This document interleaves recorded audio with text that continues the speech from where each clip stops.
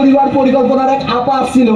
আপা আমারে কইলো যে জন্ম নিয়ন্ত্রণের জন্য কোনো পদ্ধতি গ্রহণ করছিলেন কি?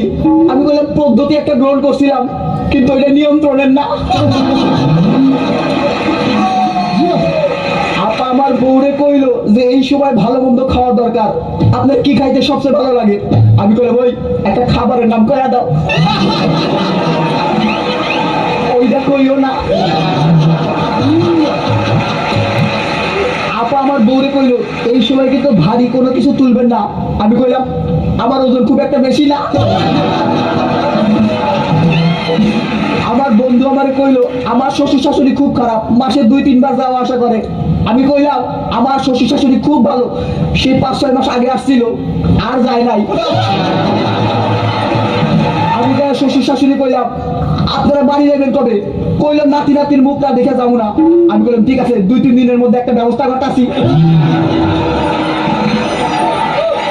হানিমুন থেকে ফিরাই তো বউরে হাসপাতালে পাঠানো যায় না, লোকজন কি মনে করবো, তাই বিস্তারিত একটু কইলাম। শালিরে করে রিক্সায় করে হাসপাতালের দিকে আসতেছিলাম, শালি আমার জড়ায় ধরে কইলো আমার খুব টেনশন হইতেছে। আমি আরো শক্ত করে জড়ায় ধরলাম, আমার টেনশন তো বেশি। হাসপাতালে ঢুকতেই ডাক্তার রে দেখে বুকটা দিপ দিপ করতেছিল। মাইয়া ডাক্তার রে। ডাক্তার আপা আমারে কইলো বাচ্চা হইতে দেরি হইব। আমি বললাম